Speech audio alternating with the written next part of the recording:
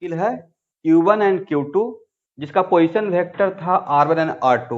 तो सपोज कीजिए कि we have to find out the force on 2 due to 1। तो इसका फार्मूला है, अब देखिए आज के बाद मैं इसके बदले K से काम चलाऊंगा, ठीक है। अदरवाइज ये थोड़ा लेंदी लगते रहता है। जहां पे K लिखेंगे तो इसका मतलब आप समझिएगा कि 1/4 पाई एप्सिलॉन नॉट, लेकिन इसके अलावा कुछ और लिखना रहेगा तो वहां पे हम लोग देखेंगे। तो फोर्स ऑन 2 ड्यू टू 1, तो इसका फार्मूला था 1/4 pi epsilon not Q1 Q2 R21 का होल क्यू R21, राइट। और यहाँ पे put the value of Q1 and Q2 with proper algebraic sign, मतलब साइन के साथ पुट करना है। तो इसी को अगर हम लोग कार्टेशियन सिस्टम में अगर हम लोग इसको रिप्रेजेंट करते हैं तो R21 इक्वल टू क्या लिखिएगा, R2 माइनस R1। तो R2 के बदले आप पोजीशन वेक्टर लिखेंगे x2i plus y2j plus z2k minus x1i plus y1j plus z1k। तो R21 इक्वल टू हो गया, i को i के साथ आप कर देंगे तो x2 minus x1 plus y2 minus y1j plus z2 minus z1k। और इसका मैग्नीट्यूड रहेगा root over x2 minus x1 का square plus y2 minus y1 का square plus z2 minus z1 का square. This is the magnitude of R21। तो यहाँ पे Cartesian system में मेरा ये फार्मूला बन गया, force on 2 due to 1 equal to K Q1 Q2 x2 minus x1i plus y2 minus y1j plus z2 minus z1k divided by एक Q। अब यहाँ देखिएगा ये तो रूट था ना, इसका पावर हाफ है, तो इस क्वांटिटी का पावर हाफ है और ऊपर में लगा हुआ था Q। तो क्या हो जाएगा, x2 माइनस x1 का square plus y2 minus y1 का square plus z2 minus z1 का square to the power what 3/2।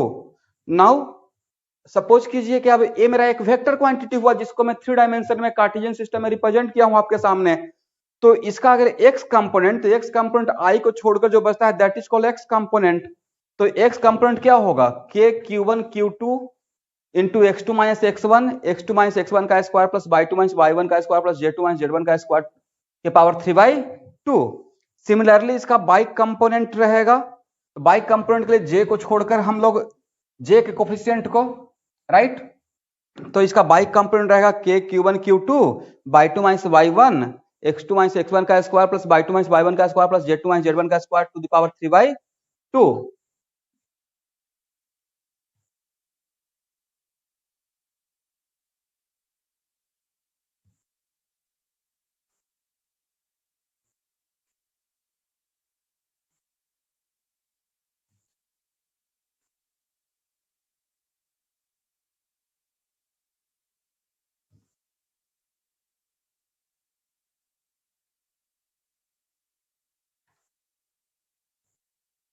इसका z कंपोनेंट हो जाएगा k Q1 Q2 z2 minus z1 x2 minus x1 का स्क्वायर y2 माइनस y1 का square plus z2 minus z1 का square की power कितना रहेगा 3/2। ओके,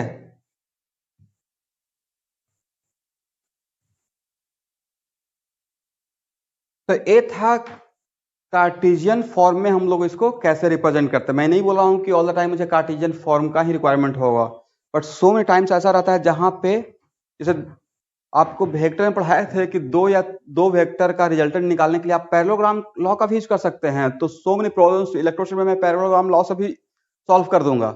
लेकिन मान लेते हैं कि 10 वेक्टर है, 6 वेक्टर आ गया, तो 6 वेक्टर को पैरेललोग्राम लॉ से अगर आप उसका रिजल्टेंट निकालते हैं तो आपके लिए बहुत लेंदी हो जाएगा। तो उस टाइम पे बेस्ट क्या रहेगा कि that problem solve by Cartesian system.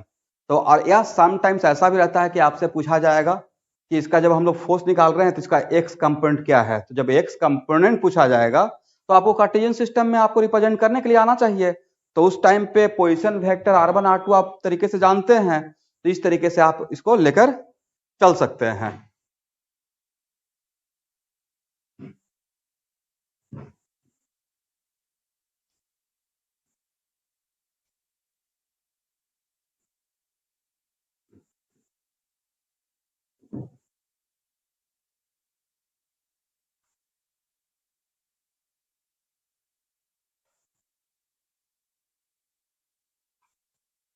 अब नेक्स्ट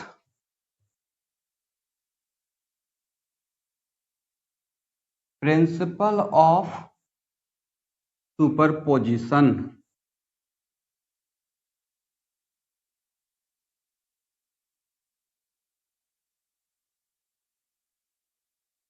तो देखिए प्रिंसिपल ऑफ सुपरपोजिशन क्या है। प्रिंसिपल ऑफ सुपरपोजिशन ये है कि सपोज कीजिए कि मेरे पास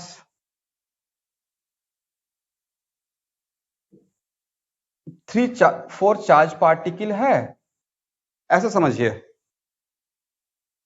और इसका डिस्टेंस है या आप कह सकते हैं पोजीशन है 4 1, position vector of 4 with respect to 1 इसका है 4 2, इसका है पोजीशन वेक्टर 4 3। तो अकॉर्डिंग ये आपको न्यूटन्स लॉ ऑफ मोशन में भी पढ़ा चुका हूं। तो न्यूटन्स लॉ ऑफ मोशन में भी आपको दिखाया था कि किसी भी बॉडी पे सपोज कीजिए कि मोर देन वन फोर्स लग रहा है तो वन फोर्स का इफेक्ट दूसरे फोर्स से इंडिपेंडेंट होता है। तो principal of superposition state that, घर पे भी इसको लिख लीजिएगा, ऐसे मैं इसका पीडीएफ भी बना के आपको भेज दूंगा।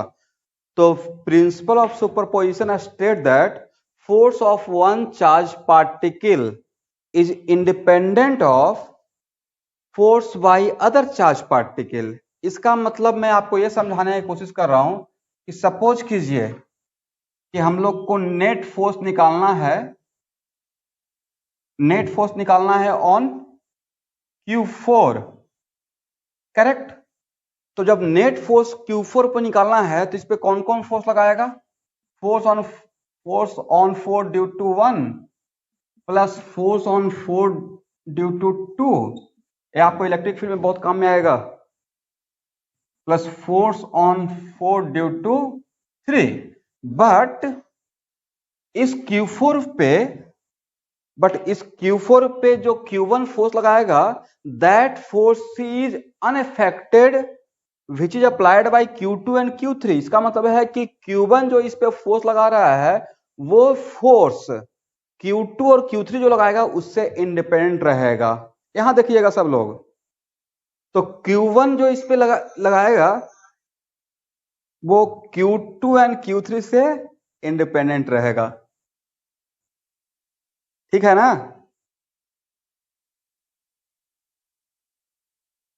ओके, तो नेक्स्ट क्वेश्चन की सर इसका एडवांटेज क्या होगा, इसका आगे चलकर कुछ प्रॉब्लम लेंगे उसमें बहुत बड़ा एडवांटेज होगा, ठीक है। इको हो रहा है वॉइस, अभी ठीक है? देखिए तो अभी ठीक रहेगा।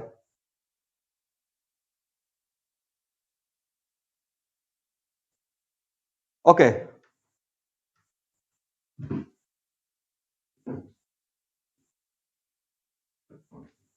तो देखिए वंस अगेन, तो ये है प्रिंसिपल ऑफ सुपरपोजिशन का मतलब ये था कि कोई भी चार्ज, देखिए हम लोग अभी ट्राई कर रहे हैं, सपोज कीजिए कि ये फिजिबल नहीं रहा जूम का क्लास तो डायरेक्ट रिकॉर्डिंग पे आ जाएंगे, लेकिन आई विल ट्राई कि मेरा इंटरेक्शन आपके जैसे पूछते रहते हैं बीच में कि हाँ समझ में आ रहा है नहीं आ रहा है, तो थोड़ा मुझे भी अच्छा लगता रहता है पढ़ाते टाइम कि हाँ आपको कहाँ कहाँ पे प्रॉब्लम है।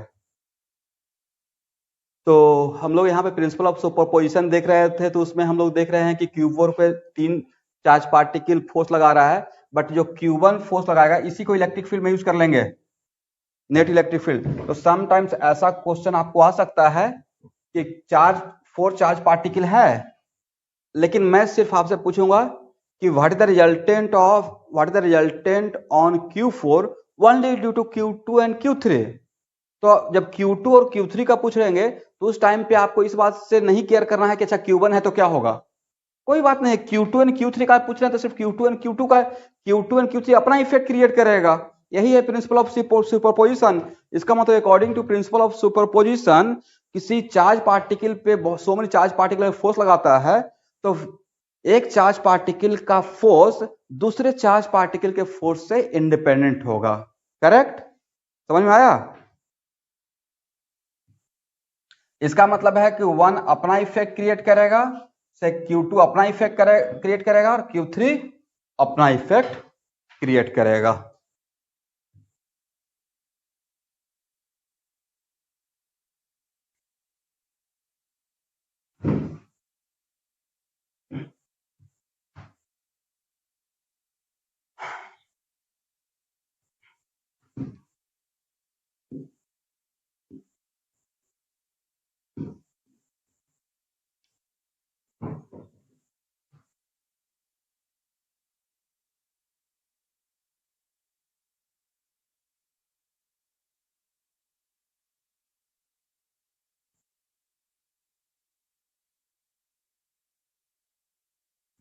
अब देखिए कुछ प्रॉब्लम हम लोग कूलम्स लॉ पे लेते हैं। सबसे आसान प्रॉब्लम से स्टार्ट करता हूं, ठीक है।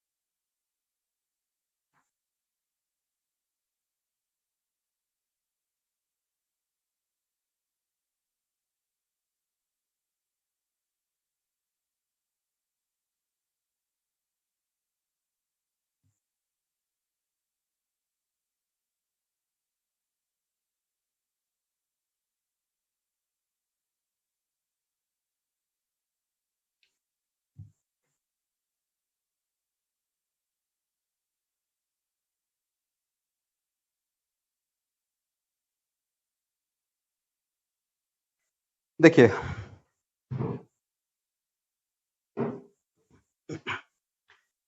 फर्स्ट प्रॉब्लम में कूलम्स लॉ पे यहां पे लेने जा रहा हूं। तो मेरे पास 4 चार्ज पार्टिकल है जो ए, बी, सी और डी पे है, करेक्ट। ए पे जो चार्ज पार्टिकल है वो है -2q, बी पे जो चार्ज पार्टिकल है वो है q, डी पे जो चार्ज पार्टिकल है वो है q और सी पे जो चार्ज पार्टिकल है वो है -q। क्वेश्चन है find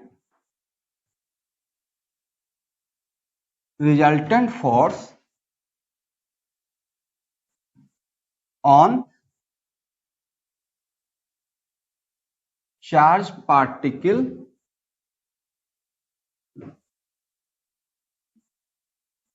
which is at C. अब देखिए, तो इस क्वेश्चन को आप 2 मेथड से सॉल्व कर सकते हैं। पहला मेथड तो है कि हम लोग पैरेललोग्राम का यूज कर सकते हैं और सेकेंड मेथड है कि हम लोग इसको कार्टेशियन सिस्टम से भी सॉल्व कर सकते हैं। आप लोग को पिक्चर क्लियर आ रहा है? नहीं नहीं, अब क्लियर आएगा। थोड़ा उसको लेंस को साफ कर रहे थे, अभी देखिए तो।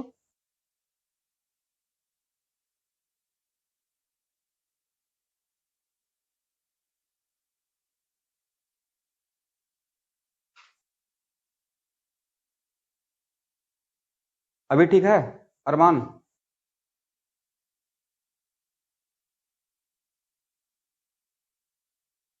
उतना भी क्लियर नहीं है? थोड़ा बहुत 5-10 मिनट होते रहेगा, घबराने की बात नहीं है। चलिए now come to the point, problem पे आते हैं। तो देखिए मैं एक प्रॉब्लम ले रहा था जिसमें टू डायमेंशन में प्रॉब्लम एक था। तो मेरा 4 पॉइंट है, A, B, C and D. A पे है चार्ज -2q, बी पे है q, सी पे है -q और डी पे है q। और ये एक्चुअली स्क्वायर है, यहाँ का लेंथ b और यहाँ का लेंथ b, तो ये क्या हो गया? It is kind of square.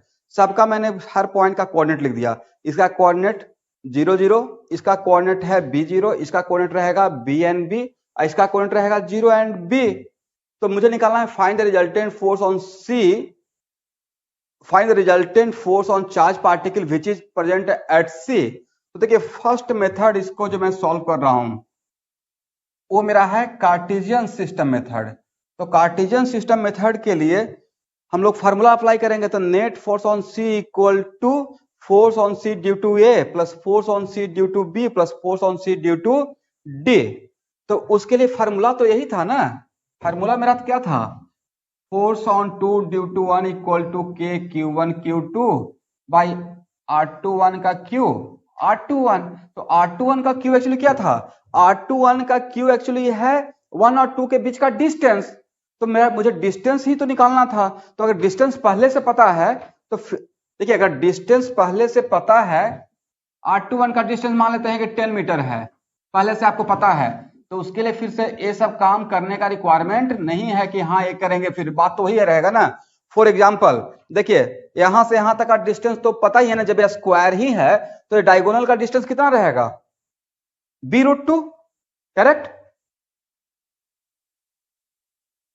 ए से बी का डिस्टेंस तो डिस्टेंस जब पहले से पता है, तो डिस्टेंस अगर पता है तो फिर आपको यह इस तरह से जाने का रिक्वायरमेंट नहीं है, या ऐसे भी अगर जाइएगा तो बात तो वही होगा, उतना ही मिलेगा आपको वैल्यू। इसलिए अगर नीचे का डिनोमिनेटर का डिस्टेंस पता है, जो फार्मूला में ये जो हम लोग लिखे हुए हैं, ये वैल्यू और किसी तरीके से आप शॉर्टकट में आप जानते हैं, तो ऐसा नहीं कि नहीं सर तो बोले तो बहुत सिस्टमेटिक चलना है, डिस्टेंस पता है तो कर लीजिएगा। ओके, तो यहां से यहां तक का डिस्टेंस b√2 है, यहां से यहां तक का डिस्टेंस b है, यहां से यहां तक का डिस्टेंस भी b है, और यहां से यहां तक का डिस्टेंस भी b है। तो force on C due to A के लिए मैंने क्या लिखा, k माइनस 2q, q देखिए मैंने प्रोपर अलजेब्रिक क्वांटिटी के साथ पुट किया है, और डिस्टेंस है b√2 का q और RCA। तो RCA के लिए यहां पे क्या रहेगा, RCA लिखेंगे, तो RCA का मतलब क्या, RC minus RA, correct, plus k। अब तो ये हो गया एक क्वांटिटी जो मैंने लिखा, वो लिखा force on C due to A. अब फोर्स सी पे तो बी भी फोर्स लगा रहा है, तो force on C due to B के लिए क्या लिखेंगे, के क्यू माइनस क्यू, और यहां से यहां तक का डिस्टेंस बी है तो b q r c minus r b, okay, plus force on C due to D, तो यहां से यहां तक का डिस्टेंस भी बी था, तो के q minus q b q r c minus r d, okay.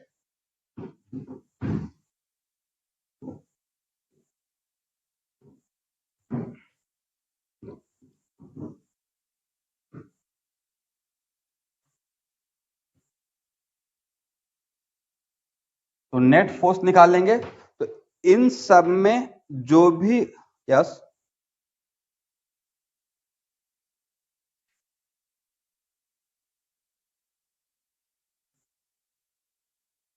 के यस यस हाँ अभी ठीक है, ओके। तो force on C due to A के लिए तो इसमें जो भी क्वांटिटी कॉमन है, तो क्या क्या क्वांटिटी कॉमन हो सकता है उसको बाहर ले लेते हैं, तो थोड़ा सा मेरा सिंप्लीफाइड फॉर्म में आ जाएगा। तो मेरा कॉमन है के Q square by b q, मेरा कॉमन हो जाएगा, सब में तो बी क्यू आएगा, यहां भी आएगा, यहां भी आएगा और यहां भी आएगा।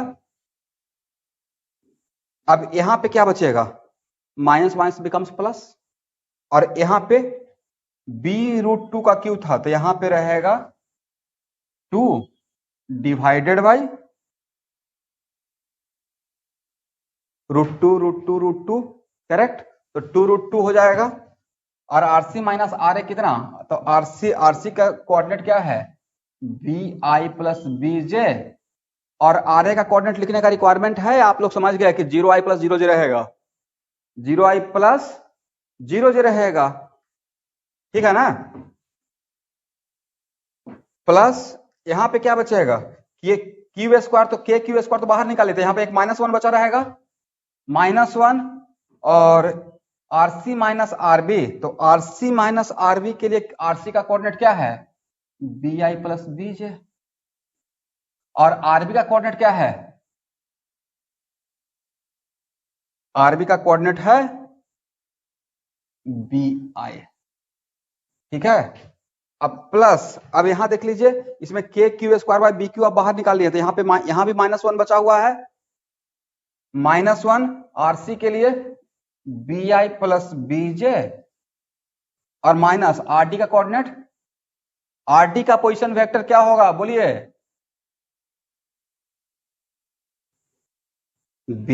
BJ। तो नेक्स्ट क्वेश्चन देखिए, अब यहां पे है, तो मैं एज ए टीचर इतना सिस्टमेटिक हुआ, अगर मुझे इसी प्रॉब्लम को सॉल्व करना रहता ना, तो ठीक है, इसके लिए तो मैं ये लिखता, force on C due to A के लिए तो मैं यहाँ पे सिस्टमैटिक लिखता, लेकिन force on C due to B के लिए मैं उतना सिस्टमैटिक नहीं होता। बोलिए क्यों? क्योंकि मुझे इसका डिस्टेंस पता है बी, और इसका फोर्स के लिए अगर मुझे फास्ट काम करना रहता तो इसका मुझे मैग्नीट्यूड पता है। मैग्नीट्यूड इसका यहाँ पे क्यू है, यहाँ माइनस क्यू है, तो अट्रैक्शन है, तो ऑब्वियसली अट्रैक्शन में इसका मुझे डायरेक्शन माइनस जे रहता, तो मैं उसको अपने लिए फास्ट कर लेता। बट आपके सामने सिस्टमैटिक होने के लिए मैं इस तरीके से लिख दिया। इसलिए अभी आप एक दो प्रॉब्लम को इसी तरीके से सॉल्व कीजिएगा।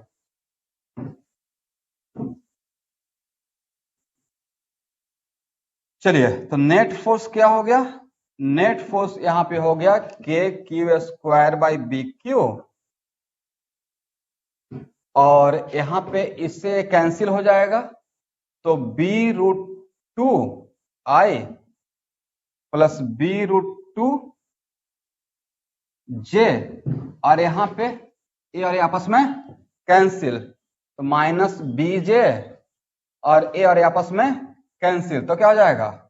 Minus b i. अब आई को आई के साथ कर दीजिए, तो नेट फोर्स इक्वल टू हो गया के क्यू स्क्वायर। चलिए, सब में बी को कॉमन ले लीजिए, तो सब में बी को कॉमन लीजिएगा तो यहाँ पे बचेगा कितना स्टूडेंट? बी स्क्वायर, तो के Q square by B square.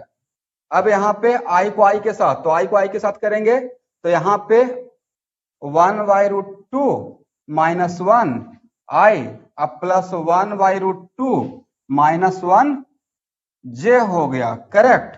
अब बताइए, ये आपका निगेटिव या पॉजिटिव क्या है?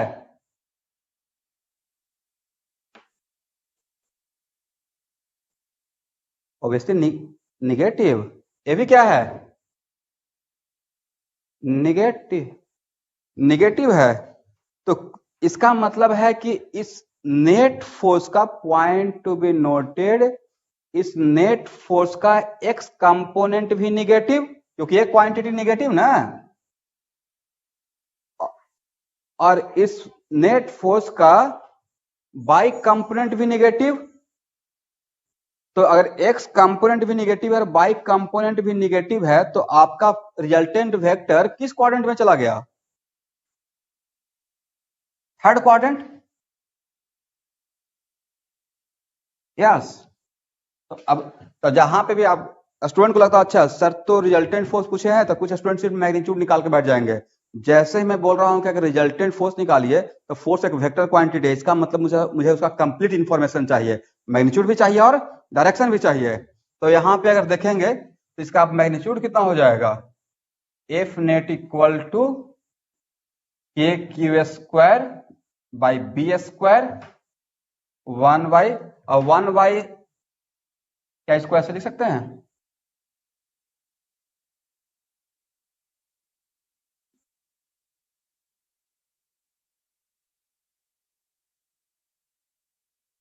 देख तो सही है, के Q square by B square, और यहाँ पे रूट टू का स्क्वायर हो जाएगा, तो रूट टू का स्क्वायर 2 हो गया, और उसके ऊपर रूट लगा हुआ है, तो रूट 2 बाहर ले लीजिए, तो 1 माइनस रूट 2 का स्क्वायर प्लस 1 माइनस रूट 2 का स्क्वायर, तो के Q square by B square, और यहाँ पे 1 माइनस रूट 2 का स्क्वायर प्लस 1 माइनस रूट 2 का स्क्वायर क्या हो जाएगा? 2 इंटू 1 माइनस रूट 2 का स्क्वायर। तो फिर से आप रूट 2 को यहाँ इसके साथ, यहाँ का रूट 2 के साथ कैंसिल कर सकते हैं, 1 माइनस रूट 2 का स्क्वायर, तो ये हो जाएगा के Q square by B square 1 minus root 2 का square. This is the magnitude. अब नेक्स्ट इसका डायरेक्शन क्या रहेगा? तो आप केयरफुली ऑब्जर्व कीजिएगा, तो नेट फोर्स का एक्स कंपोनेंट, तो नेट फोर्स का एक्स कंपोनेंट के Q square by B square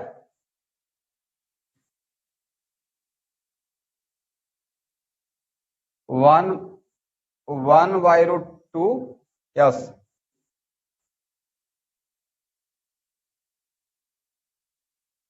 हाँ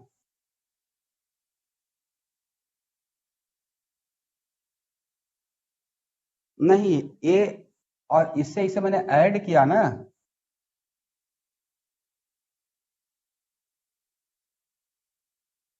ठीक है ना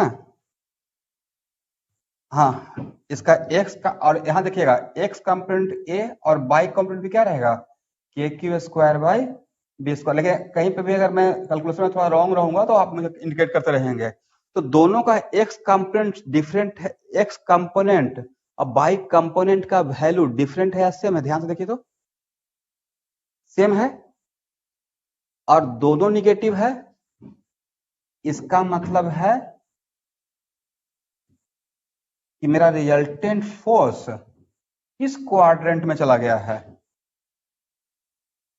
थर्ड क्वाड्रेंट में करेक्ट और tan theta equal to student क्या होता है F Y by F x F Y by F x कीजिएगा तो कितना हो जाएगा 1 तो थीटा कितना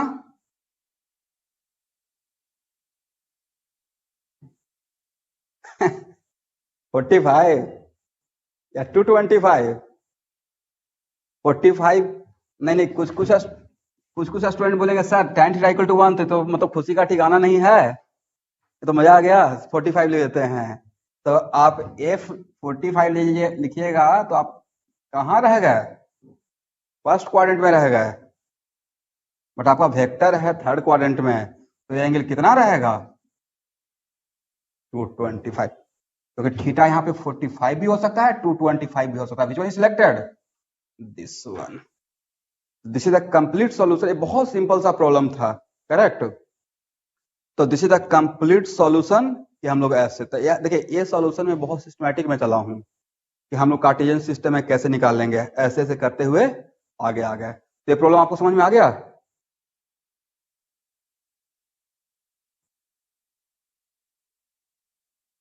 ओके आप लोग यस सर नो सर बोलते रहते हैं थोड़ा कॉन्फिडेंस बढ़ा रहता है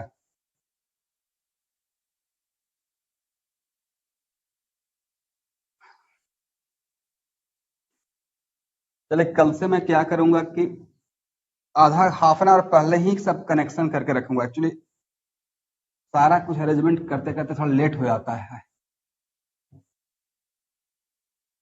अब नेक्स्ट देखिए अब इसी प्रॉब्लम को सेम प्रॉब्लम को सर एग्जाम में तो इतना पेज रहता ही नहीं है और ऐसे चलेंगे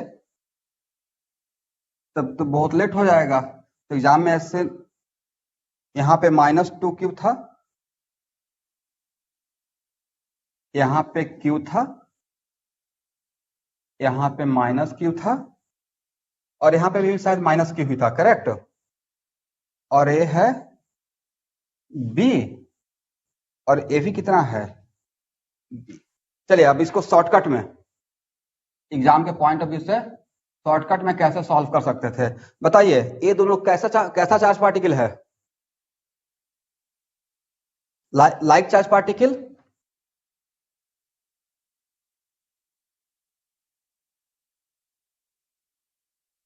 तो ये तो आप इतना तो आपको पता ही रहेगा कि रिपल्सन होगा तो ये हम लोग निकाल लेंगे force on C due to A और इसका magnitude force on C due to A का मैग्नीट्यूड हम लोग फाइंड आउट कर लेंगे के 2q मैग्नीट्यूड लिख रहा हूं ठीक है माइंड इट और डिवाइड बाई b√2 का स्क्वायर यही रहेगा ना मैग्नीट्यूड कूलम्ब्स लॉ में मैग्नीट्यूड क्या होता है के q1 q2 का modulus divided by r square तो यहाँ पे मैग्नीट्यूड ये हो गया करेक्ट इसके बीच में क्या होगा इसके और इसके बीच में रिपल्सन या अट्रैक्शन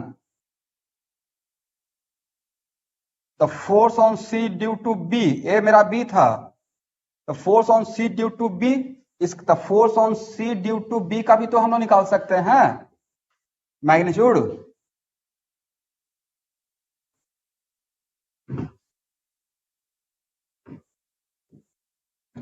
तो force on C due to B का मैग्नीट्यूड हो जाएगा तो देखिए यहां से यहां के बीच में डिस्टेंस कितना है, के, मैग्नीट्यूड लिख रहे हैं तो मॉडुलस ले रहा हूं, ठीक है, क्यू, और यहां से यहां के बीच में डिस्टेंस है बी स्क्वायर, और अट्रैक्शन मतलब इसके तरफ रहेगा। इसके बीच में भी क्या होगा, अट्रैक्शन होगा या रिपल्सन होगा, रिपल्सन होगा। ये क्यू था, डी में, ओके अभी ठीक है। तो बोलिए इसके बीच भी तो अट्रैक्शन होगा, और खुद बोलिए मैग्नीट्यूड ऑन मैग्नीट्यूड, इस फोर्स का magnitude, force on C due to B and force on C due to D, दोनों का मैग्नीट्यूड डिफरेंट रहेगा, सेम रहेगा, चार्ज भी सेम है और डिस्टेंस भी सेम है तो सेम रहेगा मैग्नीट्यूड। और दो वेक्टर, तो ये हो गया force on C due to D, और दो वेक्टर का अगर मैग्नीट्यूड सेम रहता है, स्टूडेंट देखिए इसका शॉर्टकट में दो लाइन में कैसे सॉल्व करके बैठ जाते हैं। तो दो फोर्स का अगर मैग्नीट्यूड सेम रहेगा तो उसका रिजल्टेंट कहां से पास करता है, उसका रिजल्टेंट उन दोनों का बाइसेक्टर से पास करेगा। तो इस वेक्टर और इस वेक्टर का, करेक्ट, इस वेक्टर का रिजल्टेंट ऐसे रहेगा। तो किसका रिजल्टेंट है, ये रिजल्टेंट रहेगा, यहां पे मैं डायग्राम बना लेता हूं फिर से। तो ये this is the resultant of what, ये है किसका resultant, force on C due to B plus force on C due to D का रिजल्टेंट। तो इसका रिजल्टेंट का और इसका मैग्नीट्यूड को हम लोग सपोज कीजिए कि इस पूरे वैल्यू को, इस वैल्यू को मान लेते हैं कि इस वैल्यू को एक नाम दे देते हैं, लाइक K1 या R1, करेक्ट। तो यहां पे क्या हो जाएगा, इसका वैल्यू तो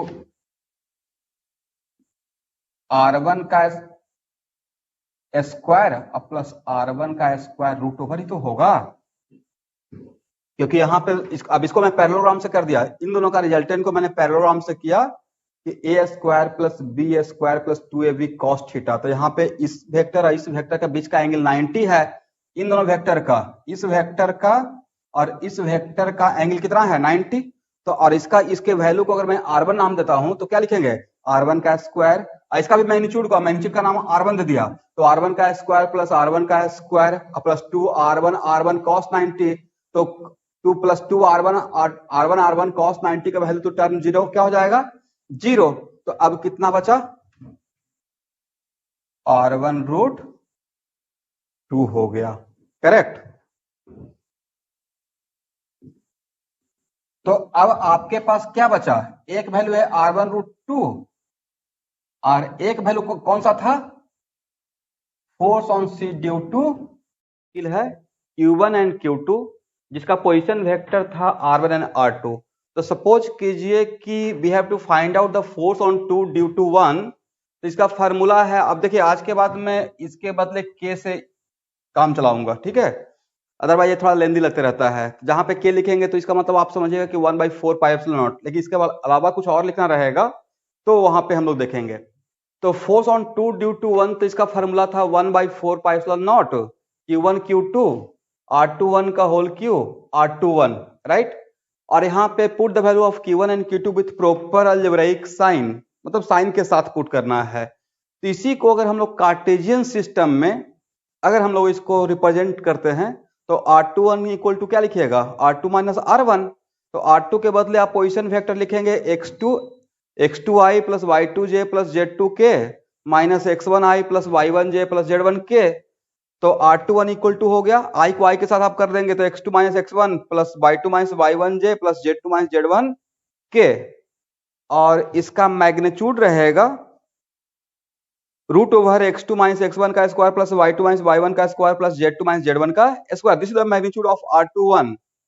तो यहाँ पे कार्टेशियन सिस्टम में मेरा ये फार्मूला बन गया, force on 2 due to 1 equal to K Q1 Q2 x2 minus x1i plus y2 minus y1j plus z2 minus z1k divided by एक Q।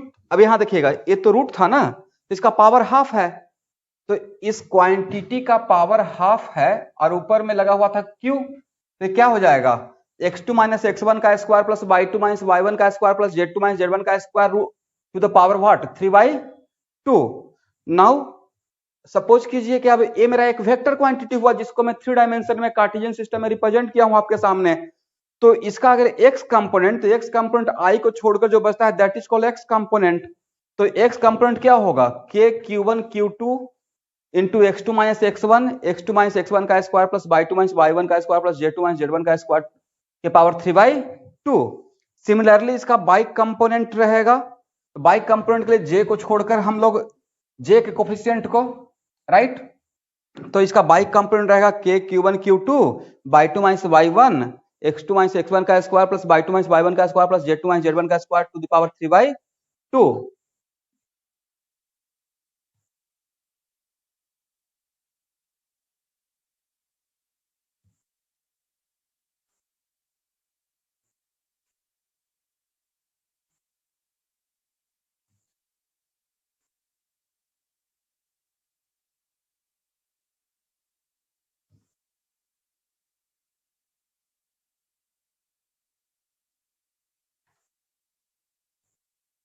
इसका z कंपोनेंट हो जाएगा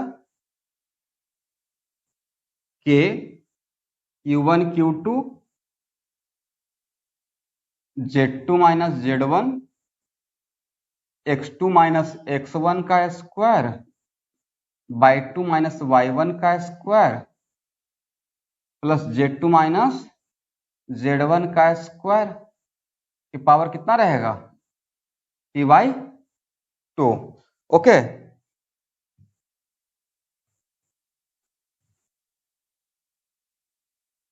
तो ये था कार्टेशियन फॉर्म में हम लोग इसको कैसे रिप्रेजेंट करते हैं। मैं नहीं बोल रहा हूं कि ऑल द टाइम मुझे कार्टेशियन फॉर्म का ही रिक्वायरमेंट होगा, बट सो मेनी टाइम्स ऐसा रहता है जहां पे जैसे आपको वेक्टर में पढ़ाए थे कि दो वेक्टर का रिजल्टेंट निकालने के लिए आप पैरेललोग्राम लॉ का भी यूज कर सकते हैं। तो सो मेनी प्रॉब्लम्स इलेक्ट्रोस्टैटिक में मैं पैरेललोग्राम लॉ से भी सॉल्व कर दूंगा।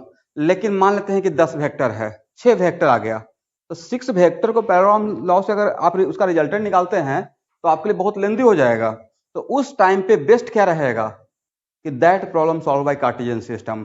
तो और या समटाइम्स ऐसा भी रहता है कि आपसे पूछा जाएगा कि इसका जब हम लोग फोर्स निकाल रहे हैं तो इसका x कंपोनेंट क्या है। तो जब x कंपोनेंट पूछा जाएगा तो आपको कार्टेशियन सिस्टम में आपको रिप्रेजेंट करने के लिए आना चाहिए। तो उस टाइम पे पोजीशन वेक्टर r1 r2 आप तरीके से जानते हैं, तो इस तरीके से आप इसको लेकर चल सकते हैं।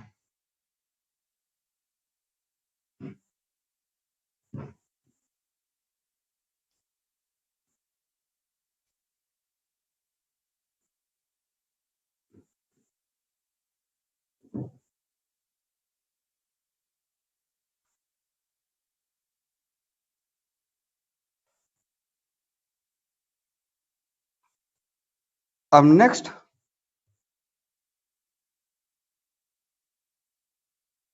Principal of superposition.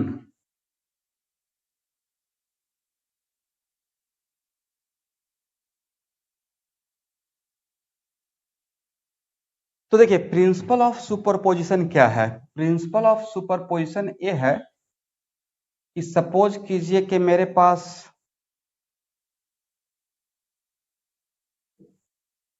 4 charge particle है, ऐसा समझिए, और इसका डिस्टेंस है या आप कह सकते हैं पोजीशन है 4 1, position vector of 4 with respect to 1 इसका है 4 2, इसका है पोजीशन वेक्टर 4 3। तो अकॉर्डिंग ये आपको न्यूटन्स लॉ ऑफ मोशन में भी पढ़ा चुका हूं।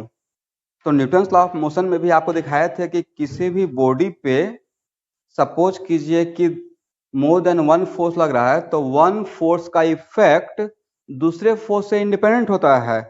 तो principal of superposition state that, घर पे भी इसको लिख लीजिएगा, ऐसे मैं इसका पीडीएफ भी बना के आपको भेज दूंगा। तो principal of superposition state that force of one charge particle is independent of force by other charge particle इसका मतलब मैं आपको ये समझाने की कोशिश कर रहा हूं कि सपोज कीजिए कि हम लोग को नेट फोर्स निकालना है ऑन Q4, करेक्ट। तो जब नेट फोर्स Q4 पर निकालना है तो इस पे कौन कौन फोर्स लगाएगा? Force on 4 due to 1 plus force on 4 due to 2, ये आपको इलेक्ट्रिक फील्ड में बहुत काम में आएगा, plus force on 4 due to 3। But इस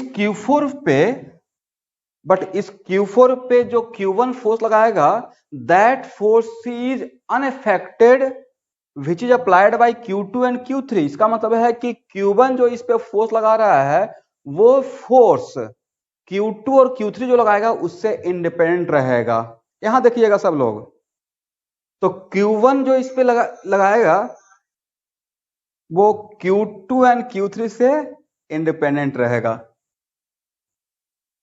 ठीक है ना?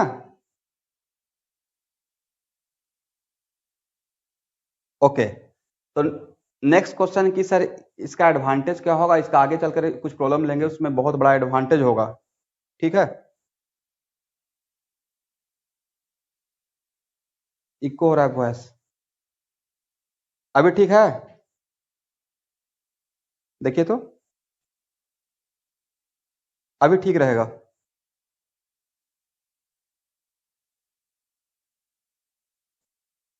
ओके,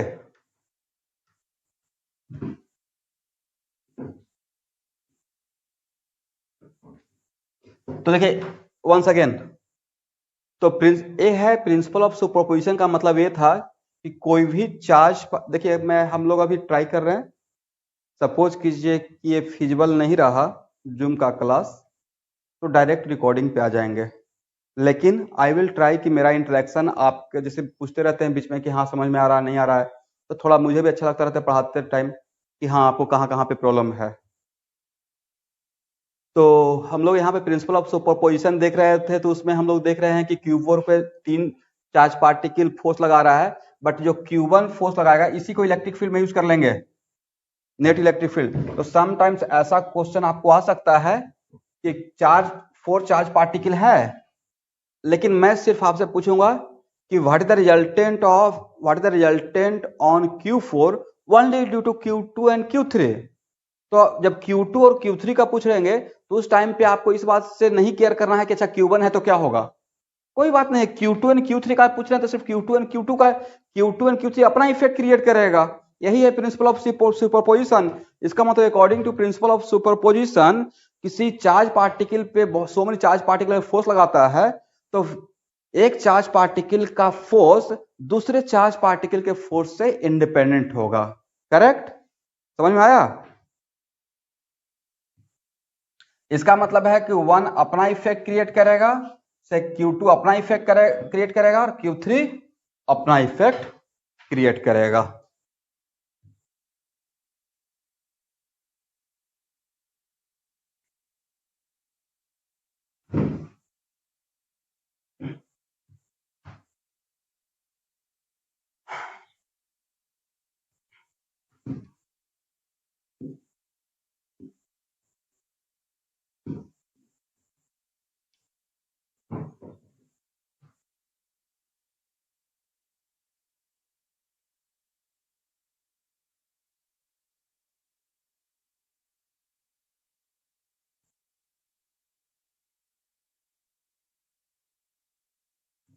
अब देखिए कुछ प्रॉब्लम हम लोग कूलम्स लॉ पे लेते हैं, सबसे आसान प्रॉब्लम से स्टार्ट करता हूं, ठीक है।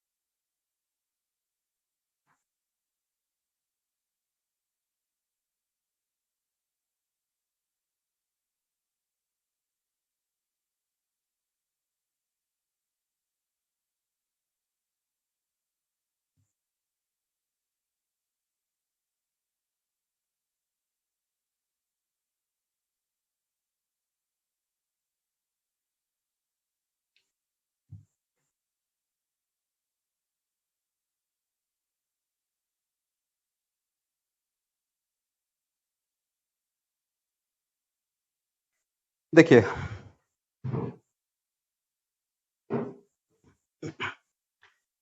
फर्स्ट प्रॉब्लम में कूलम्स लॉ पे यहाँ पे लेने जा रहा हूं। तो मेरे पास 4 चार्ज पार्टिकल है जो ए बी सी और डी पे है, करेक्ट। ए पे जो चार्ज पार्टिकल है वो है -2q, बी पे जो चार्ज पार्टिकल है वो है q, डी पे जो चार्ज पार्टिकल है वो है q और सी पे जो चार्ज पार्टिकल है वो है -q। क्वेश्चन है find resultant force on charge particle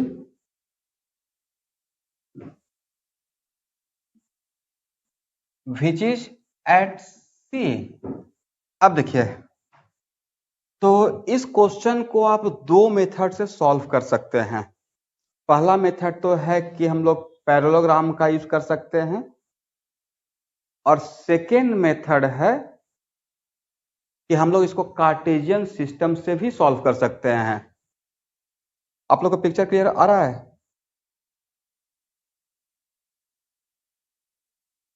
नहीं नहीं, अब क्लियर आएगा। थोड़ा उसको लेंस को साफ कर रहे थे, अभी देखिए तो।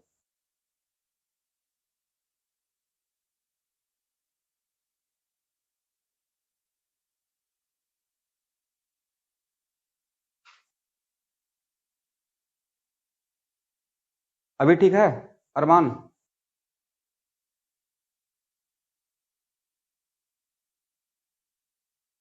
उतना भी क्लियर नहीं है? थोड़ा बहुत 5-10 मिनट होते रहेगा, घबराने की बात नहीं है। चलिए now come to the point, problem पे आते हैं। तो देखिए, मैं एक प्रॉब्लम ले रहा था जिसमें टू डायमेंशन में प्रॉब्लम एक था। तो मेरा 4 पॉइंट है, A B C and D. A पे है चार्ज -2q, बी पे है q, सी पे है -q और डी पे है q। और ये एक्चुअली स्क्वायर है, यहाँ का लेंथ b और यहाँ का लेंथ b, तो ये क्या हो गया? It is kind of square. सबका मैंने हर पॉइंट का कोऑर्डिनेट लिख दिया। इसका कोऑर्डिनेट 0 0, इसका कोऑर्डिनेट है b0, इसका कोऑर्डिनेट रहेगा b एंड b, इसका कोऑर्डिनेट रहेगा 0 एंड b। तो मुझे निकालना है find the resultant force on C, find the resultant force on charge particle which is present eight C। तो देखिए, फर्स्ट मेथड इसको जो मैं सॉल्व कर रहा हूं वो मेरा है कार्टेशियन सिस्टम मेथड। तो कार्टेशियन सिस्टम मेथड के लिए हम लोग फार्मूला अप्लाई करेंगे। तो net force on C equal to force on C due to A plus force on C due to B plus force on C due to D। तो उसके लिए formula तो यही था ना। फार्मूला मेरा तो क्या था? Force on 2 due to 1 equal to K Q1 Q2 by R21 का Q R21। तो R21 का Q एक्चुअली क्या था? R21 का Q एक्चुअली है 1 और 2 के बीच का डिस्टेंस। तो मुझे डिस्टेंस ही तो निकालना था। तो अगर डिस्टेंस पहले से पता है तो देखिए, अगर डिस्टेंस पहले से पता है, R21 का डिस्टेंस मान लेते हैं कि 10 मीटर है, पहले से आपको पता है, तो उसके लिए फिर से ये सब काम करने का रिक्वायरमेंट नहीं है कि हाँ ये करेंगे, फिर बात तो वही रहेगा ना। फॉर एग्जाम्पल देखिए, यहां से यहां तक का डिस्टेंस तो पता ही है ना, जब ये स्क्वायर ही है तो डायगोनल का डिस्टेंस कितना रहेगा? b√2, correct. ए से बी का डिस्टेंस तो डिस्टेंस जब पहले से पता है, तो डिस्टेंस अगर पता है तो फिर आपको इस तरह से जाने का रिक्वायरमेंट नहीं है। या ऐसे भी अगर जाइएगा तो बात तो वही होगा, उतना ही मिलेगा आपको वैल्यू। इसलिए अगर नीचे का डिनोमिनेटर का डिस्टेंस पता है, जो फार्मूला में ये जो हम लोग लिखे हुए हैं, ये वैल्यू और किसी तरीके से आप शॉर्टकट में आप जानते हैं, तो ऐसा नहीं कि नहीं सर तो बोले तो बहुत सिस्टमेटिक चलना है। डिस्टेंस पता है तो कर लीजिएगा। ओके, तो यहां से यहां तक का डिस्टेंस b√2 है, यहां से यहां तक का डिस्टेंस b है, यहां से यहां तक का डिस्टेंस भी b है, और यहां से यहां तक का डिस्टेंस भी b है। तो force on C due to A के लिए मैंने क्या लिखा? K -2q q। देखिए, मैंने प्रोपर अलजेब्रिक क्वांटिटी के साथ पुट किया है, और डिस्टेंस है b√2 का q और RCA। तो RCA के लिए यहां पे क्या रहेगा? RCA लिखेंगे तो RCA का मतलब क्या? RC minus RA, correct, plus K। अब तो ये हो गया एक क्वांटिटी जो मैंने लिखा, वो लिखा force on C due to A। अब फोर्स C पे तो B भी फोर्स लगा रहा है, तो force on C due to B के लिए क्या लिखेंगे? K Q minus Q। और यहां से यहां तक का डिस्टेंस b है तो b q r c minus r b, okay, plus force on C due to D, तो यहां से यहां तक का डिस्टेंस भी b था तो के q minus q b q r c minus r d, okay.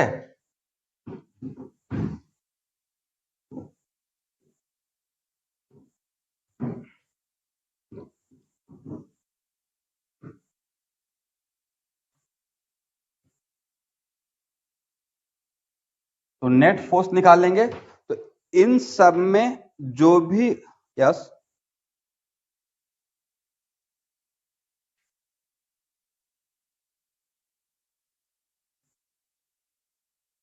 के, यस यस, हाँ अभी ठीक है, ओके। तो force on C due to A के लिए तो इसमें जो भी क्वांटिटी कॉमन है, तो क्या क्या क्वांटिटी कॉमन हो सकता है उसको बाहर ले लेते हैं, तो थोड़ा सा मेरा सिंप्लीफाइड फॉर्म में आ जाएगा। तो मेरा कॉमन है के Q square by b q, मेरा कॉमन हो जाएगा, सब में तो बी क्यू आएगा, यहां भी आएगा, यहां भी आएगा और यहां भी आएगा। अब यहां पे क्या बचेगा, माइनस माइनस बिकम्स प्लस, और यहां पे b√2 का क्यू था तो यहां पे रहेगा 2 डिवाइडेड बाई √2, करेक्ट, तो 2√2 हो जाएगा। और आरसी माइनस आर ए कितना, तो आरसी का कोऑर्डिनेट क्या है, b i plus b j, और आर ए का कोऑर्डिनेट लिखने का रिक्वायरमेंट है, आप लोग समझ गए कि 0i प्लस 0 जे रहेगा, 0i प्लस 0 जे रहेगा, ठीक है ना। प्लस यहां पे क्या बचेगा, ये क्यू स्क्वायर, तो के क्यू स्क्वायर तो बाहर निकाल लेते हैं, यहां पे एक -1 बचा रहेगा, -1, और आरसी माइनस आरबी, तो आरसी माइनस आरबी के लिए आरसी का कोऑर्डिनेट क्या है, b i plus b j, और आरबी का कोऑर्डिनेट क्या है, आरबी का कोऑर्डिनेट है बी आई, ठीक है। अब प्लस, अब यहां देख लीजिए, इसमें k Q square by b q आप बाहर निकाल लिए, तो यहां पे यहां भी -1 बचा हुआ है, -1 आरसी के लिए b i plus b j, और माइनस आर डी का कोऑर्डिनेट, आर डी का पोजीशन वेक्टर क्या होगा बोलिए, बी जे। तो नेक्स्ट क्वेश्चन देखिए, अब यहां पे है, तो मैं एज ए टीचर इतना सिस्टमेटिक हुआ, अगर मुझे इसी प्रॉब्लम को सॉल्व करना रहता ना, तो ठीक है, इसके लिए तो मैं ये लिखता, force on C due to A के लिए तो मैं यहां पे सिस्टमैटिक लिखता, लेकिन force on C due to B के लिए मैं उतना सिस्टमैटिक नहीं होता। बोले क्यों, क्योंकि मुझे इसका डिस्टेंस पता है बी, और इसका फोर्स के लिए अगर मुझे फास्ट काम करना रहता तो इसका मुझे मैग्नीट्यूड पता है, मैग्नीट्यूड इसका यहाँ पे क्यू है, यहाँ माइनस क्यू है, तो अट्रैक्शन है, तो ऑब्वियसली अट्रैक्शन में इसका मुझे डायरेक्शन माइनस जे रहता, तो मैं उसको अपने लिए फास्ट कर लेता, बट आपके सामने सिस्टमैटिक होने के लिए मैं इस तरीके से लिख दिया, इसलिए अभी आप एक दो प्रॉब्लम को इसी तरीके से सॉल्व कीजिएगा।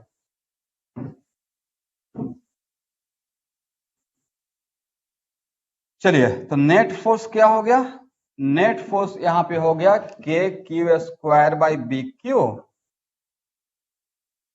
और यहां पे इससे कैंसिल हो जाएगा, तो b√2 आई प्लस b√2 जे, और यहां पे ए और ए आपस में कैंसिल, तो माइनस बी जे, और ए और ए आपस में कैंसिल, तो क्या हो जाएगा, माइनस बी आई। अब आई को आई के साथ कर दीजिए, तो नेट फोर्स इक्वल टू हो गया के क्यू स्क्वायर, चलिए सब में बी को कॉमन ले लीजिए, तो सब में बी को कॉमन लीजिएगा तो यहां पे बचेगा कितना स्टूडेंट, बी स्क्वायर, तो के Q square by B square.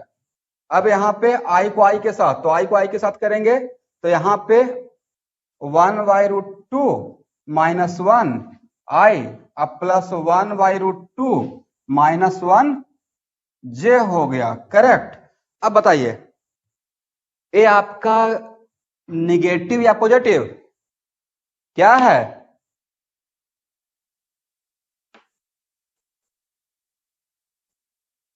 Obviously negative, ये भी क्या है, निगेटिव है। तो इसका मतलब है कि इस नेट फोर्स का पॉइंट टू बी नोटेड, इस नेट फोर्स का एक्स कंपोनेंट भी निगेटिव, क्योंकि ये क्वांटिटी निगेटिव ना, और इस नेट फोर्स का वाई कंपोनेंट भी निगेटिव। तो अगर x कंपोनेंट भी निगेटिव है और y कंपोनेंट भी निगेटिव है तो आपका रिजल्टेंट वेक्टर किस क्वाड्रेंट में चला गया, थर्ड क्वाड्रेंट। यस। तो अब तो जहां पे भी आप स्टूडेंट को लगता है अच्छा सर तो रिजल्टेंट फोर्स पूछे हैं, तो कुछ स्टूडेंट सिर्फ मैग्नीट्यूड निकाल के बैठ जाएंगे। जैसे ही मैं बोल रहा हूं कि अगर रिजल्टेंट फोर्स निकालिए तो फोर्स एक वेक्टर क्वांटिटी है, इसका मतलब मुझे उसका कंप्लीट इंफॉर्मेशन चाहिए, मैग्नीट्यूड भी चाहिए और डायरेक्शन भी चाहिए। तो यहाँ पे अगर देखेंगे तो इसका मैग्नीट्यूड कितना हो जाएगा, एफ नेट इक्वल टू के Q square by B square 1y, और 1y क्या इसको ऐसे लिख सकते हैं,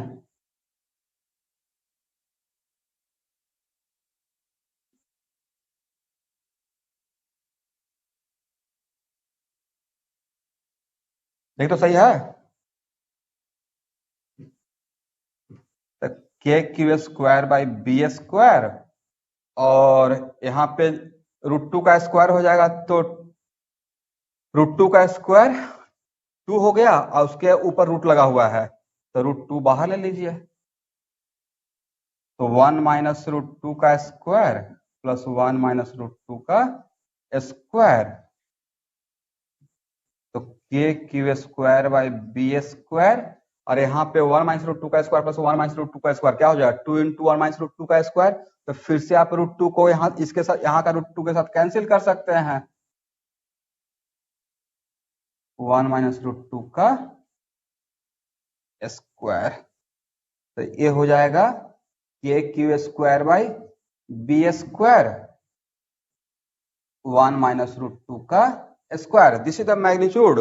अब नेक्स्ट इसका डायरेक्शन क्या रहेगा, तो आप केयरफुली ऑब्जर्व कीजिएगा, तो नेट फोर्स का एक्स कंपोनेंट, तो नेट फोर्स का एक्स कंपोनेंट के Q square by B square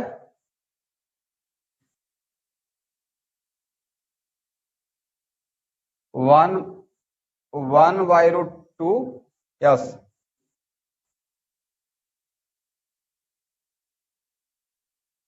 हाँ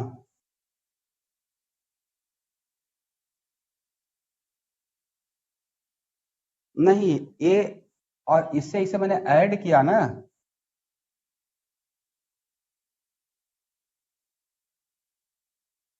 ठीक है ना, हाँ इसका x का, और यहाँ देखिएगा x कंपोनेंट a और y कंपोनेंट भी क्या रहेगा, के Q square by B square. लेकिन कहीं पे भी अगर मैं कैलकुलेशन में थोड़ा रॉन्ग रहूंगा तो आप मुझे इंडिकेट करते रहेंगे। तो दोनों का x कंपोनेंट डिफरेंट है, x कंपोनेंट और y कंपोनेंट का वैल्यू डिफरेंट है या सेम है, ध्यान से देखिए तो सेम है, और दोनों निगेटिव है, इसका मतलब है कि मेरा रिजल्टेंट फोर्स किस क्वाड्रेंट में चला गया है, थर्ड क्वाड्रेंट में, करेक्ट। और tan theta equal to student क्या होता है, F Y by F x, F Y by F x कीजिएगा तो कितना हो जाएगा 1, तो थीटा कितना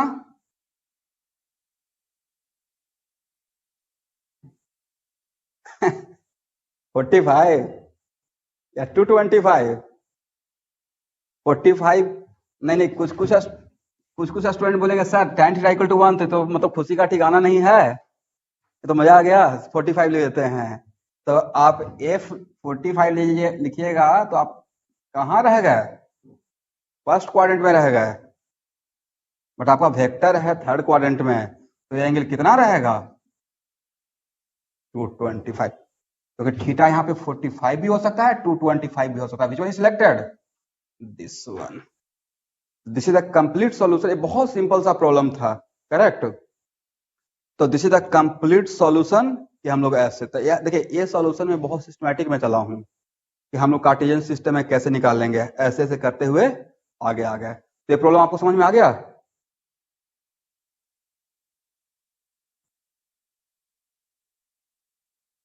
ओके, आप लोग यस सर नो सर बोलते रहते हैं, थोड़ा कॉन्फिडेंस बढ़ा रहता है।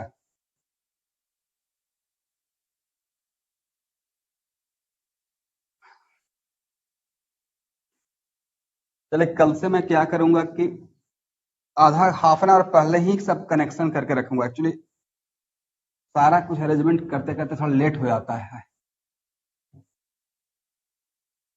अब नेक्स्ट देखिए, अब इसी प्रॉब्लम को, सेम प्रॉब्लम को सर एग्जाम में तो इतना पेज रहता ही नहीं है, और ऐसे चलेंगे तब तो बहुत लेट हो जाएगा। तो एग्जाम में ऐसे यहाँ पे -2 क्यू था, यहाँ पे क्यू था, यहाँ पे -q था, और यहाँ पे भी शायद -q ही था, करेक्ट। और ये है b, और ए भी कितना है b। चलिए अब इसको शॉर्टकट में, एग्जाम के पॉइंट ऑफ व्यू से शॉर्टकट में कैसे सॉल्व कर सकते थे बताइए। ये दोनों कैसा चार्ज पार्टिकल है? Like charge particle.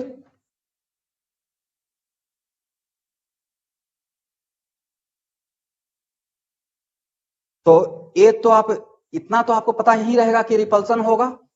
तो ये हम लोग निकाल लेंगे force on C due to A, और इसका magnitude, force on C due to A का मैग्नीट्यूड हम लोग फाइंड आउट कर लेंगे। के 2q मैग्नीट्यूड लिख रहा हूं, ठीक है, माइंड इट, और डिवाइड बाई b√2 का स्क्वायर, यही रहेगा ना मैग्नीट्यूड। कूलम्ब्स लॉ में मैग्नीट्यूड क्या होता है? k q1 q2 का modulus divided by r square. तो यहाँ पे मैग्नीट्यूड ये हो गया, करेक्ट। इसके बीच में क्या होगा? इसके और इसके बीच में रिपल्सन या अट्रैक्शन।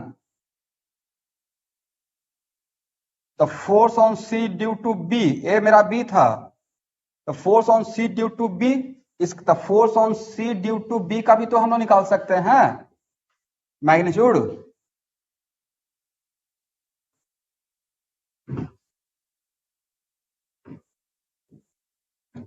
तो force on C due to B का मैग्नीट्यूड हो जाएगा, तो देखिए यहां से यहां के बीच में डिस्टेंस कितना है? के, मैग्नीट्यूड लिख रहे हैं तो मॉडुलस ले रहा हूं, ठीक है, क्यू, और यहां से यहां के बीच में डिस्टेंस है बी स्क्वायर, और अट्रैक्शन मतलब इसके तरफ रहेगा। इसके बीच में भी क्या होगा? अट्रैक्शन होगा या रिपल्सन होगा? रिपल्सन होगा। ये क्यों था? डी में, ओके अभी ठीक है। तो बोलिए इसके बीच भी तो अट्रैक्शन होगा, और खुद बोलिए मैग्नीट्यूड ऑन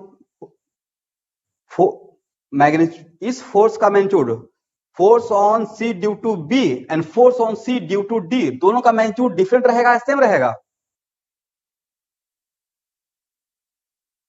चार्ज भी सेम है और डिस्टेंस भी सेम है, तो सेम रहेगा मैग्नीट्यूड। और दो वेक्टर, तो ये हो गया force on C due to D, और दो वेक्टर का अगर मैग्नीट्यूड सेम रहता है, स्टूडेंट देखिए इसका शॉर्टकट में 2 लाइन में कैसे सॉल्व करके बैठ जाते हैं। तो दो फोर्स का अगर मैग्नीट्यूड सेम रहेगा तो उसका रिजल्टेंट कहां से पास करता है? उसका रिजल्टेंट उन दोनों का बाइसेक्टर से पास करेगा। तो इस वेक्टर और इस वेक्टर का, करेक्ट, इस वेक्टर का रिजल्टेंट ऐसे रहेगा। तो किसका रिजल्टेंट है? ये रिजल्टेंट रहेगा, यहां पे मैं डायग्राम बना देता हूं फिर से। तो ये this is a resultant of what?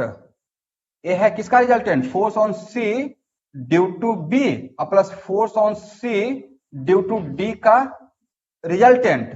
तो इसका रिजल्टेंट का और इसका मैग्नीट्यूड को हम लोग सपोज कीजिए कि इस पूरे वैल्यू को, इस वैल्यू को मान लेते हैं कि इस वैल्यू को एक नाम दे देते हैं, लाइक K1 या R1, करेक्ट। तो यहां पे क्या हो जाएगा? इसका वैल्यू तो r1 का स्क्वायर प्लस r1 का स्क्वायर रूट ओवर ही तो होगा, क्योंकि यहाँ पे अब इसको मैं पैरेललोग्राम से कर दिया, इन दोनों का रिजल्टेंट को मैंने पैरेललोग्राम से किया कि a square plus b square plus 2ab cos theta. तो यहाँ पे इस वेक्टर और इस वेक्टर के बीच का एंगल 90 है, इन दोनों वेक्टर का, इस वेक्टर का और इस वेक्टर का एंगल कितना है 90। तो और इसके वैल्यू को अगर मैं r1 नाम देता हूं तो क्या लिखेंगे, r1 का स्क्वायर, इसका भी मैग्नीट्यूड का नाम r1 दे दिया, तो r1 का स्क्वायर प्लस r1 का स्क्वायर प्लस 2r1 cos 90, तो 2 प्लस 2 r1 cos 90 का वैल्यू तो टर्म जीरो क्या हो जाएगा, जीरो। तो अब कितना बचा, r1 रूट 2 हो गया, करेक्ट। तो अब आपके पास क्या बचा, एक वैल्यू है r1 रूट 2 और एक वैल्यू कौन सा था, force on C due to, एक वैल्यू है ए, और इन दोनों के बीच में एंगल कितना है 180 है। इसका मतलब ये एक दूसरे जस्ट अपोजिट है, तो इसके मैग्नीट्यूड में से अब देखिए किसका मैग्नीट्यूड ज्यादा है वो आप केयर कर लीजिएगा कि किसका मैग्नीट्यूड कम है और किसका मैग्नीट्यूड ज्यादा है। तो ओवरऑल देखिएगा तो इस वेक्टर का मैग्नीट्यूड ज्यादा मिलेगा और इस वेक्टर का मैग्नीट्यूड कम मिलेगा, और बोथ आर कोलिनियर, क्योंकि ए जो था यही तो डायगोनल ही था ना, ये क्या था, ये डायगोनल के एलोंग था, और इन दोनों का रिजल्टेंट भी जो निकाले हैं वो डायगोनल के एलोंग ही टुवर्ड्स आया था, राइट, क्योंकि इसके बीच में एंगल कितना था 90 और दोनों का मैग्नीट्यूड सेम था। तो किसी भी दो वेक्टर का अगर मैग्नीट्यूड सेम रहेगा तो उसका रिजल्टेंट कहां से पास करता है, एंगल बाइसेक्टर से पास करता है। तो इसको घर पे आप इस मेथड से भी सॉल्व कर लेंगे, और आपको ए वैल्यू इसका मैग्नीट्यूड पता है और r1 का भी वैल्यू पता है, r1 का वैल्यू मैंने यहाँ पे लिख के रखा है, और उसके बाद इन दोनों वेक्टर को, इस वेक्टर को और इस वेक्टर को, इन दोनों वेक्टर का लास्ट में फाइनल रिजल्टेंट लिख लीजिएगा। तो ए वेक्टर का नाम कुछ दे दीजिए, मान लेते हैं कि इस वेक्टर का नाम सपोज कीजिए कि एक नाम कुछ है, लेट अस सपोज ई, और एक वेक्टर है ए, तो इन दोनों के बीच का एंगल वेक्टर ई और vector force on C due to A, दोनों के बीच का एंगल 180 है। तो आप यहां भी पैरेललोग्राम लगा दीजिए, तो क्या हो जाएगा A square plus B square plus 2ab cos 180, और यहां से आप सॉल्व कर लीजिएगा। तो ये था एग्जाम के पॉइंट ऑफ व्यू से कि कैसे हम लोग फास्ट हो जाएं, और ये प्रॉब्लम को मैं सॉल्व करने की कोशिश कर रहा था पैरेललोग्राम लॉ से, ठीक है।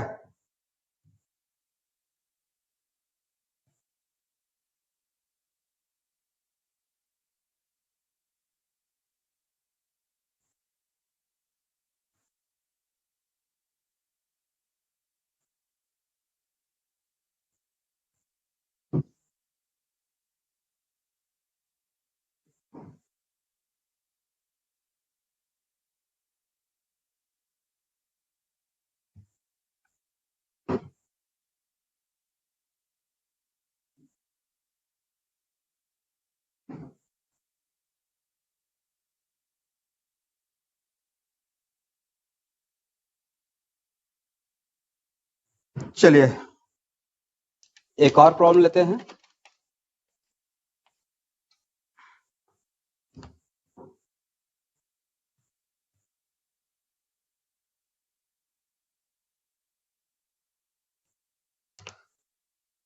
देखिए इसका क्वेश्चन का लैंग्वेज आपको मिल जाएगा। एक क्वेश्चन है कि मेरे पास एक क्यू चार्ज पार्टिकल है, इस क्वेश्चन का लैंग्वेज आपको मिल जाएगा।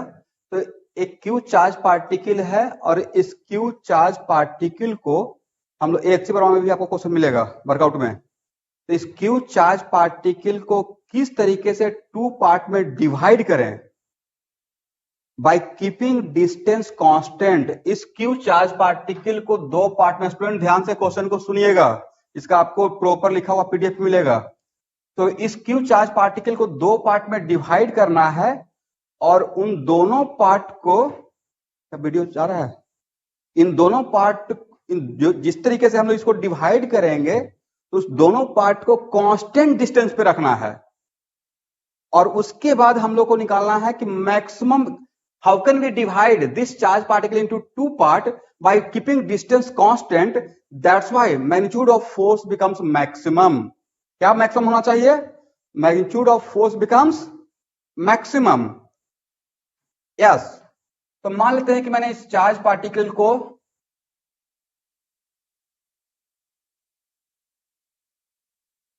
दो पार्ट में डिवाइड किया. एक पार्ट हो गया Q माइनस Q और दूसरा पार्ट हो गया Q, और इन दोनों को बोला गया है कि कांस्टेंट डिस्टेंस पे रखना है. मानते हैं कि डिस्टेंस D है. डिस्टेंस को वेरी नहीं करने के लिए बोला गया है. क्वेश्चन में बोला गया है कि इस चार्ज पार्टिकल को दो पार्ट में इस तरीके से टू पार्ट्स में डिवाइड करें और उन दोनों पार्ट को कांस्टेंट डिस्टेंस पे रखना है. That's why charge becomes maximum. तो किस तरीके से हम लोग कांस्टेंट डिस्टेंस में किस तरीके से इसको हम लोग डिवाइड करेंगे. चलिए अब यहां देखिएगा, आप लोग को 9th 10th का एक मैथमेटिक्स पूछता हूं. ठीक है, मान लेते हैं कि आपको बोले कि एक नंबर है 10. ठीक है, एकदम बेसिक से इसको दो मेथड से बता दूंगा. कैलकुलस के मेथड से भी बता देंगे, क्योंकि कैलकुलस में आपको मैक्सिमम में पढ़ा चुका हूं. तो एक नंबर है 10 और बोलेंगे 10 को टू पार्ट में डिवाइड करना है, बट इस तरीके से डिवाइड करना है कि उसका प्रोडक्ट मैक्सिमम हो. कैसे डिवाइड कीजिएगा, क्या होगा बोलिए तो? ये 10th क्लास का मैथमेटिक्स हो गया. 5 into 5 कैसे बताए? बिल्कुल करेक्ट है.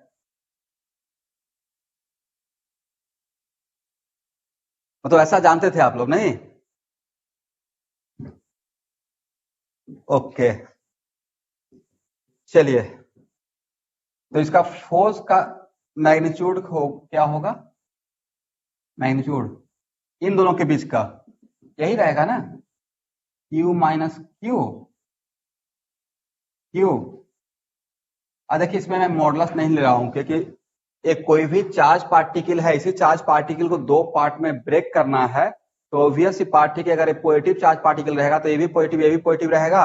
अगर ये निगेटिव रहेगा तो ये भी निगेटिव रहेगा, ये भी निगेटिव रहेगा. और निगेटिव क्या हो जाएगा? अगर आप मैग्नीट्यूड मॉडुलस लेते भी हैं, करेक्ट. तो यहाँ पे अब इसको मैग्नीट्यूड है तो आप मॉडुलस यहाँ पे हटा सकते हैं. मॉडुलस के अंदर जो क्वांटिटी है मेरा पॉजिटिव है, तो क्या हो गया? D square. तो ए वैल्यू क्या हो गया? Q into Q square by D square. Correct. इसके बदले हम लोग K डैश यूज कर लेते हैं, Q माइनस Q स्क्वायर. ठीक है. अब चलिए, तो ऐसे तो आप अब सपोज कीजिए कि मुझे इसका वैल्यू बताना है.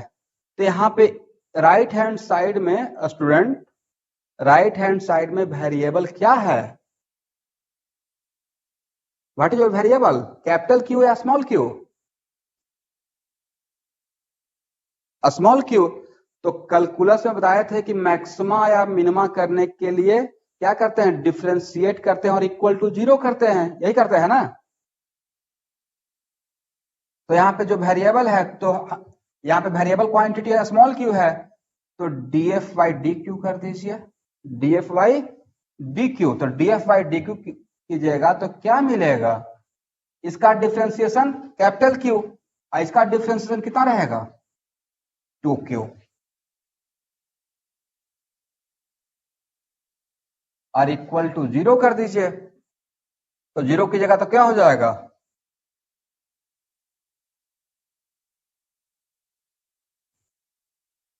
डी स्क्वायर को ले लिया ना यहाँ पे, K by D square equal to K dash मान लिए.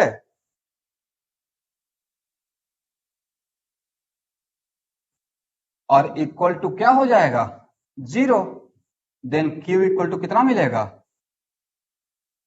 Q by 2.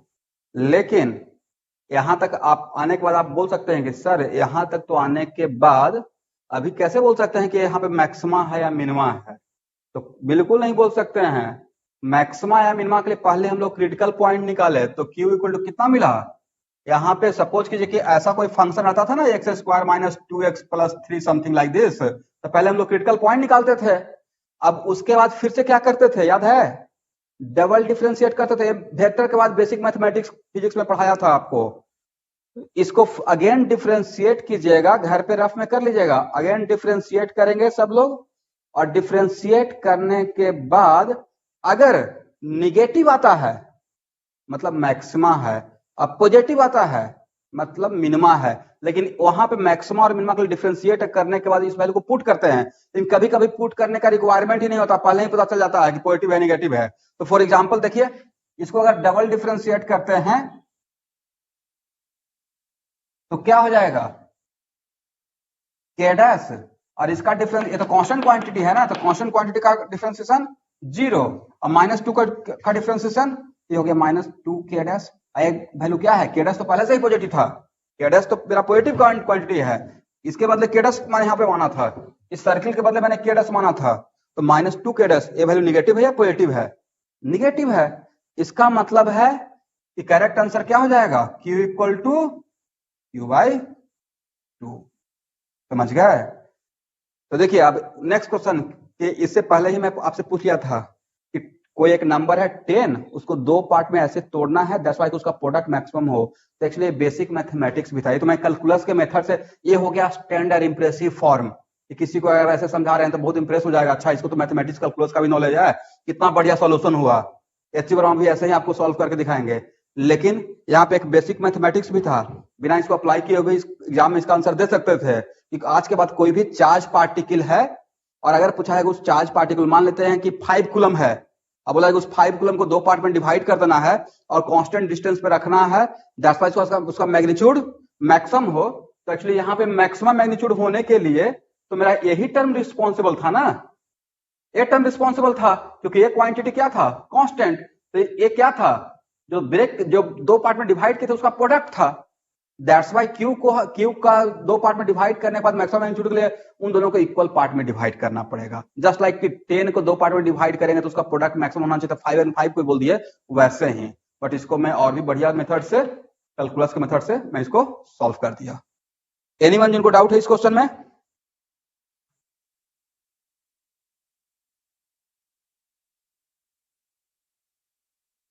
क्लियर ना?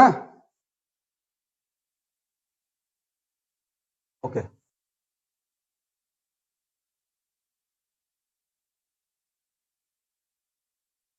सब लोग ज्वाइन किए हुए हैं या कुछ लोग ज्वाइन किए हुए हैं?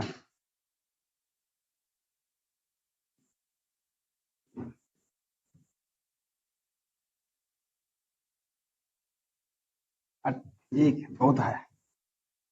जो नहीं ज्वाइन किए उनको वीडियो मिल जाएगा। अच्छा सीरियसली बताइए, आप लोग सब लोग तो अभी फोन पे ही हैं एक साथ ही, क्या बेटर रहेगा, मतलब ऐसे जूम से या डायरेक्ट वीडियो बना बना कर? क्योंकि मैं देख रहा हूँ कि इसमें थोड़ा सा प्रेशर हो जाता है। सब लोग अपना थोड़ा सा इंपॉर्टेंट एडवाइस अभी दे सकते हैं डायरेक्ट, जिनको जो अच्छा लग रहा है। जूम, ओके ठीक है। इसमें एक्चुअली इंटरेक्शन होते रहता है तो ठीक भी रहता है, नो प्रॉब्लम।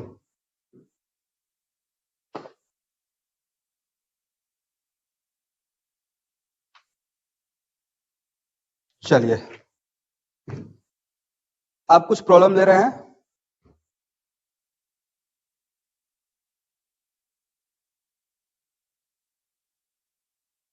अभी कुलम, अब अगला 2-3 लेक्चर प्रॉब्लम ही चलते रहेगा कूलम्स लॉ पे, क्योंकि एचसी वर्मा में एक्सरसाइज में क्वेश्चन नंबर 25 तक, वह इलेक्ट्रोस्टेट में 1 से 25 एक्सरसाइज में सिर्फ कूलम्स लॉ पे प्रॉब्लम है, इलेक्ट्रिक फील्ड उसके बाद शुरू होता है।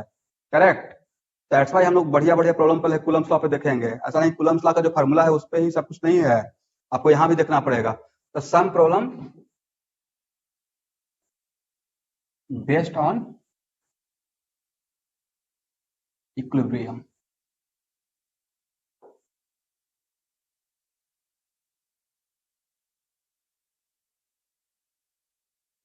पहले बहुत आसान प्रॉब्लम से शुरू करते हैं।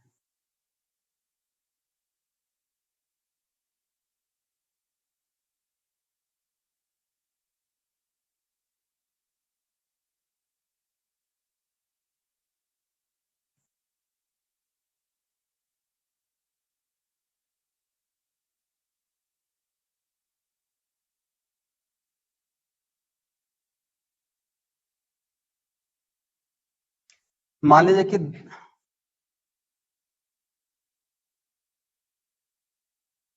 टू आइडेंटिकल पार्टिकल है जिसका मास सेम है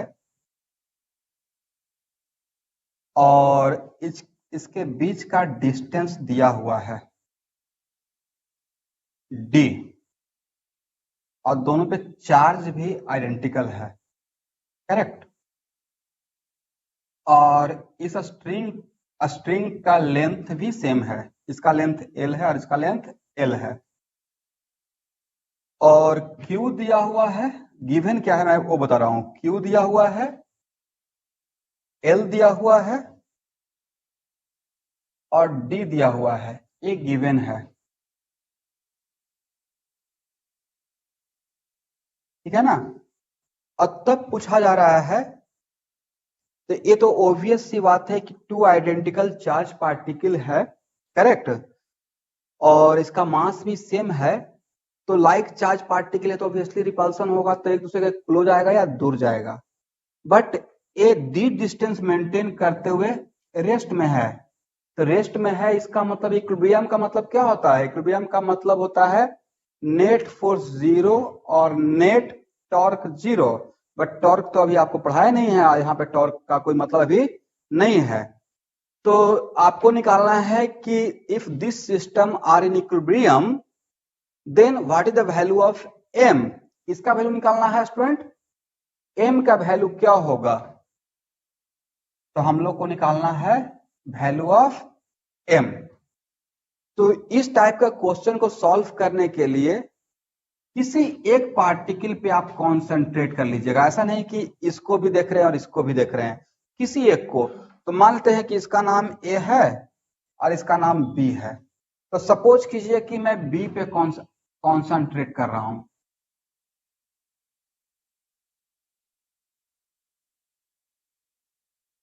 तो B पे अगर कॉन्सेंट्रेट कर रहे हैं तो B पे कौन कौन सा फोर्स लगेगा बताइए तो आप लोग। आप लोग को फ्री बॉडी डायग्राम तो सिखाए हैं न्यूटन लॉ ऑफ मोशन में, और जिनको नहीं सिखाए हैं वो बाद में देख लेंगे। तो एक फोर्स तो लगेगा mg, और tension always acts away from the body and parallel to the string. Tension always किधर लगता है? Always towards away from the body and parallel to what? String. और कोई फोर्स लगेगा?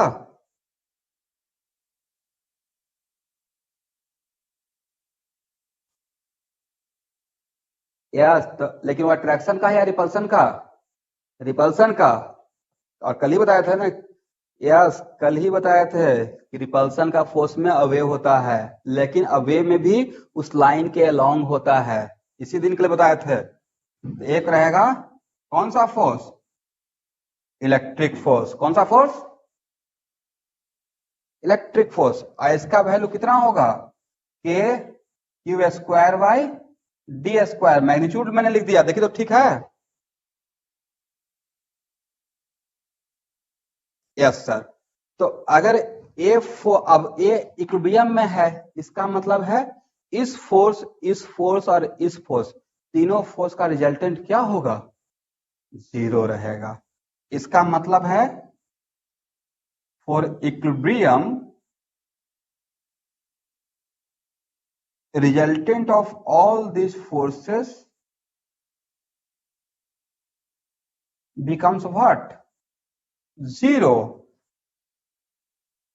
Meeting over.